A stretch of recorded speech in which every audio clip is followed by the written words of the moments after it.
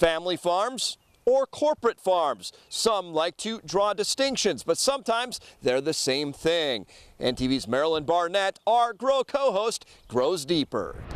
Leslie's joining us here from Common Ground. Let's talk a little bit about the planting process, specifically no-till, and how it's changed over the years, because the ground is so important to you guys, right?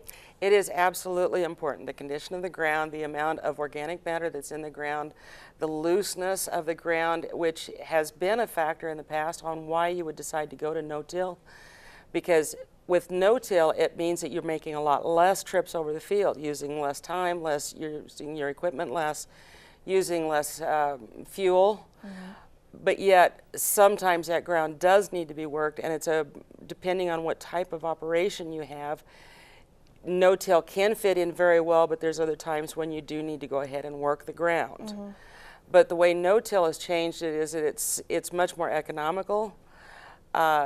Generally, with the less compaction on the ground, it makes it easier for the ground to stay in condition.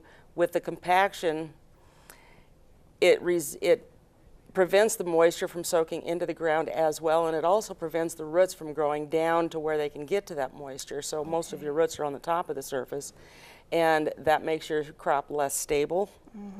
And it makes it harder for them to get the moisture they need, because the top will dry out very quickly, where if the moisture can soak down further, then the roots can go down and get it, and it gives you a much stronger plant. So this too, it conserves the land a little bit too, right? And it's even GMOs. Some people hear about that too, you know, genetically modified organisms.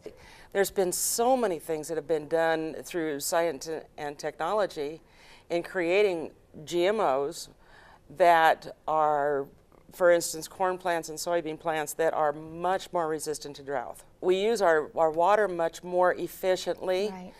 We don't need to use as much water. They can handle it times when there is no rain, so that we don't have to irrigate as much. And there's areas in this country that don't irrigate. There's a lot of dry land. Iowa is the #1 producer of corn, and they do very little irrigation over there, but yet they still get some dry periods, so they have to have the crops that will be able to withstand that.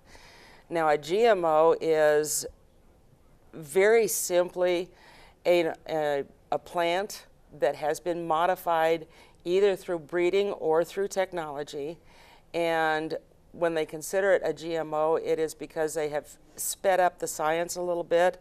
They're not changing the plant in anything other than certain specific traits that will increase yields, use less fertilizer, use less water. It's much more economical for the farmers, and with the population in the world growing at the rate that it is, and the fact that we don't get any more land. That's true. We're not getting any more water, and probably going to have to do it on less. We need to use science and technology in any way possible to increase our yields with what we have now, or even less resources. Some things to put into perspective there. Thank you so Absolutely. much, Leslie. If you have questions about this, you can always go to our website, to nebraska.tv. Stay tuned. Your Grow Forecast is coming up next.